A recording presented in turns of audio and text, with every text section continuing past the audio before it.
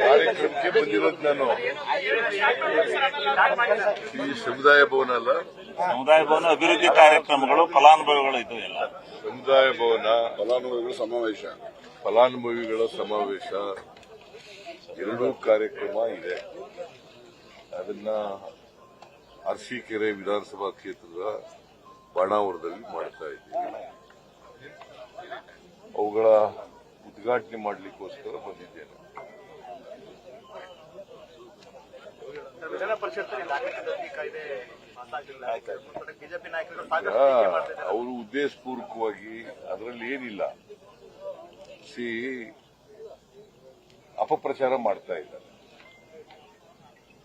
ಹಿಂದೂಗಳ ದೇವಸ್ಥಾನದಲ್ಲಿ ಯಾವ ದೇವಸ್ಥಾನಗಳಲ್ಲಿ ಜಾಸ್ತಿ ಹಣ ಇದೆ, ಯಾವ ದೇವಸ್ಥಾನಗಳಲ್ಲಿ ಕಡಿಮೆ ಇದೆ. ಹಿಂದೂಗಳ ದೇವಸ್ಥಾನ, ಹಿಂದೂಗಳ ಐ ಆಮ್ ಎಂಪಸೈಸಿಂಗ್ ಹಿಂದೂಗಳ ದೇವಸ್ಥಾನಕ್ಕೆ ಮಾತ್ರ, ಬೇರೆ ಎಲ್ಲಿಗೂ ಬೇರೆ ಧರ್ಮದ ದೇವಾಲಯಗಳಿಗೆ ಉಪಯೋಗಿಸಲ್ಲ.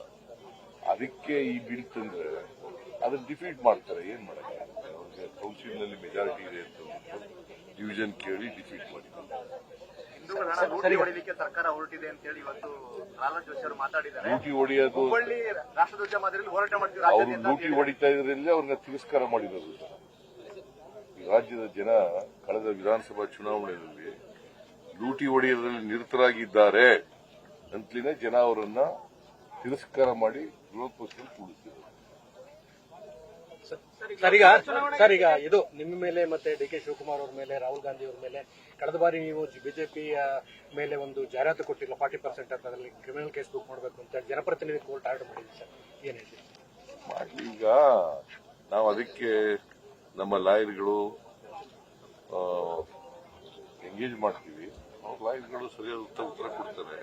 ಪ್ರಜಾಪ್ರಭುತ್ವದಲ್ಲಿ ಪ್ರತಿಭಟನೆ ಮಾಡಿದ್ರೆ ಪ್ರತಿಭಟನಾ ಜಾಹೀರಾತುಗಳು ಕೊಡ್ತಾರೆ, ಅದು ಡಿಫಮೇಷನ್ ಆಗ್ತದೆ ಅಂತ ನನ್ನ ಪ್ರಕಾರ ಆಗಲ್ಲ. ಅದು ಡಿಫಮೇಷನ್.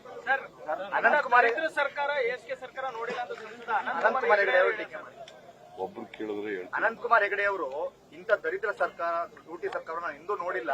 ಇವ್ರ ಹತ್ರ ಸರ್ಕಾರಿ ನೌಕರರಿಗೆ ಸಂಬಳ ಕೊಡೋದಕ್ಕೆ ಹಣ ಇಲ್ಲ, ರಾಜ್ಯವನ್ನು ಲೂಟಿ ಮಾಡಿ ಚುನಾವಣೆ ಎದುರಿಸ್ತಾ ಹೊರಟಿದ್ದಾರೆ. ಯಾರಾದ್ರೂ ಸಂಬಳ ಕೊಟ್ಟಿಲ್ಲ ಅಂತ ಹೇಳಿದಾರ? ಯಾರಾದ್ರೂ ಈ ಸರ್ಕಾರದಲ್ಲಿ ಸಂಬಳ ಕೊಟ್ಟಿಲ್ಲ ಅಂತ ಹೇಳಿದ್ದಾರಾ? ನಂಬರ್ 1. ನಂಬರ್ 2, ಅನಂತಕುಮಾರ್ ಹೆಗಡೆ ಈ ಸಂವಿಧಾನನೇ ನಾವು ಅಧಿಕಾರಕ್ಕೆ ಬಂದಿದ್ರೆ ಈ ಸಂವಿಧಾನ ಬದಲಾವಣೆ ಮಾಡಕ್ಕೆ ಅಂತ ಬಂದವರು. ಅವರು ಲೋಕಸಭಾ ಸದಸ್ಯರಾಗಕ್ಕೆ ಲಾಯಕ? ಹೇಳಿ ನೋಡೋಣ. ಅಂತವ್ರು ಇಂಥ ಹೇಳಿಕೆ ಕೊಟ್ರೆ ಇದಕ್ಕೆ ಯಾವ ಕಿಮ್ಮತ್ ಇರ್ತದೆ? ಮಿನಿಸ್ಟರ್ ಆಗಿದ್ದಾಗ ಹೇಳಿದ್ದದು, ನಾವು ಅಧಿಕಾರಕ್ಕೆ ಬಂದಿರೋದೇ ಸಂವಿಧಾನ ಬದಲಾವಣೆ ಮಾಡಿದ್ದೇವೆ. ಅಬ್ರಹಾಂ ಲಿಂಕನ್ ಏನ್ ಹೇಳಿದ್ರು ಗೊತ್ತಾ ನಿಮ್ಗೆ?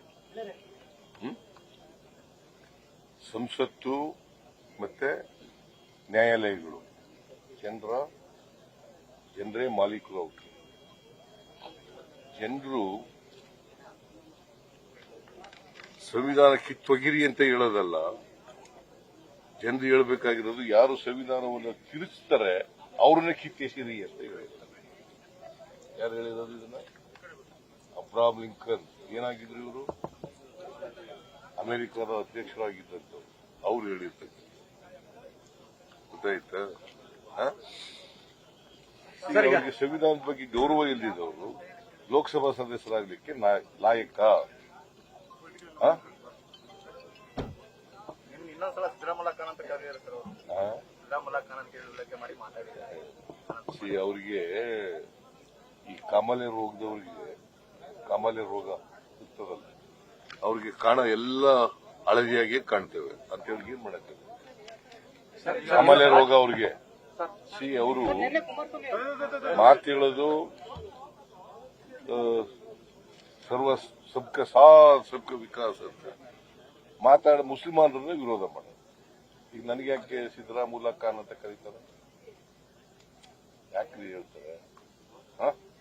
ಅವರು ಅಲ್ಪಸಂಖ್ಯಾತ ಧರ್ಮಕ್ಕೆ ವಿರುದ್ಧವಾಗಿರೋರು, ಅದಕ್ಕೆ ಹಂಗೆ ಕರೀತಾರೆ. ಕೇಂದ್ರ ಸರ್ಕಾರ ಟ್ಯಾಕ್ಸ್ ಹಂಚಿಕೆ ವಿಚಾರದಲ್ಲಿ ಆಂಧ್ರವ್ರಿಗೇನೂ ತೊಂದರೆ ಇಲ್ಲ, ಆಂಧ್ರದವರಿಗೆ, ತಮಿಳುನಾಡಿಗೇನೂ ತೊಂದರೆ ಇಲ್ಲ, ನಮ್ಮ ಸರ್ಕಾರಕ್ಕೆ ಏನ್ ತೊಂದರೆ ಇದ್ದಾಗ ಯಾಕೆ ಅಪಪ್ರಚಾರ ಮಾಡ್ತಾ ಇದ್ದಾರೆ ಅಂತ ಕೇಳೋದವ್ರು ಯಾಕೆ ಹೋಗಿದ್ರು? ಇಲ್ಲಿಗೆ ಯಾಕೆ ಹೋಗಿದ್ರು? ಅದಕ್ಕೆ ಬೆಂಬಲ ಮಾಡಿ ತಮಿಳುನಾಡಿನವ್ರು ಯಾಕೆ ಹೋಗಿದ್ರು? ಕೇರಳ ಎಲ್ಲ ರಾಜ್ಯಗಳಿಗೂ ಅನ್ಯಾಯ ಆಗಿದೆ. ದಕ್ಷಿಣದ ರಾಜ್ಯಗಳಿಗೆ ಜಾಸ್ತಿ ಅನ್ಯಾಯ ಆಗಿದೆ. ನಾವು ಉತ್ತರದ ರಾಜ್ಯಗಳಿಗೆ ಕೊಡಬೇಡಿ ಅಂತ ಹೇಳಲ್ಲ, ಆದ್ರೆ ನಮಗೆ ಅನ್ಯಾಯ ಮಾಡಿ ಅವ್ರು ಕೊಡ್ಬಿಡಿ. ನಿಮಗೆ ಬರ್ತದಲ್ಲ ಪಾಲು, ನಿಮ್ ಪಾಲಲ್ಲಿ ಕೊಡಿ. ನಮ್ಮ ಪಾಲಲ್ಲಿ ಯಾಕೆ ಕಿತ್ಕೊಡ್ತೀರಿ? ನಿಮಗ್ ಬರ್ತದಲ್ಲಪ್ಪ. ಈಗ 100ಕ್ಕೆ 70 ರೂಪಾಯಿ ಅವ್ರು ಇಟ್ಕೋತಾರೆ. 100ಕ್ಕೆ ಎಷ್ಟು ಇಟ್ಕೋತಾರೆ? 70 ರೂಪಾಯಿ ಇಟ್ಕೋತಾರೆ. ಅದನ್ನು ಕೊಡಿ. ನಮಗ್ ಬರೋ ಪಾಲಿನಲ್ಲಿ ಯಾಕೆ ಕಿತ್ಕೊಡ್ತೀರಿ? It is our stand. ಈಗ 100 ರೂಪಾಯಿ ನಾವು ತೆರಿಗೆ ಕಲೆಕ್ಟ್ ಮಾಡಿದ್ರೆ ಕರ್ನಾಟಕದಲ್ಲಿ ನಮ್ಗೆ ವಾಪಸ್ ಬರೋದು ಎಷ್ಟು ಗೊತ್ತಾ? ಬರೀ 13 ರೂಪಾಯಿ. ನ್ಯಾಯನಾ ಇದು? ಸುಮ್ಮನಿರ್ಬೇಕಾ ಹೇಳಿ? ಸರ್, ಈಗ ಎಂಪಿ ಚುನಾವಣೆಗಳು ಹತ್ರ ಬರ್ತಾ ಇದೆ ಸರ್. ಈಗ ಅವ್ರು ಏನ್ ಮಾಡ್ತಾ ಇದ್ದಾರೆ? ಕೇಂದ್ರ ಸರ್ಕಾರ ಅನ್ಯಾಯ ಮಾಡೋದನ್ನೇ ಸಮರ್ಥನೆ ಮಾಡಿಕೊಂಡು ಕನ್ನಡಿಗರಿಗೆ ದ್ರೋಹ ಮಾಡ್ತಾ ಇದ್ದಾರೆ. ಸರಿ ಬರ್ಕೊಂಡ್ರಿ, ಏನ್ ಬರ್ಕೊಂಡ್ರಿ? ಕೇಂದ್ರ ಸರ್ಕಾರ ಮಾಡ್ತಕ್ಕಂಥ ಅನ್ಯಾಯವನ್ನ ಸಮರ್ಥನೆ ಮಾಡಿಕೊಂಡು ಇವರು ಪಕ್ಷ ರಾಜಕಾರಣಕ್ಕೋಸ್ಕರ ಕನ್ನಡಿಗರಿಗೆ ಕರ್ನಾಟಕದ ಬಿಜೆಪಿಯವರು ದ್ರೋಹ ಮಾಡ್ತಾ ಇದ್ದಾರೆ. ಅದನ್ನ ಬದನೆ ಹೆಡ್ಲೈನ್ ಮಾಡಿ. ನ್ಯೂಸ್ ಫಸ್ಟ್ ನಿರ್ಭೀತಿಯಿಂದ ನಿಮ್ಮ ಪರವಾಗಿ.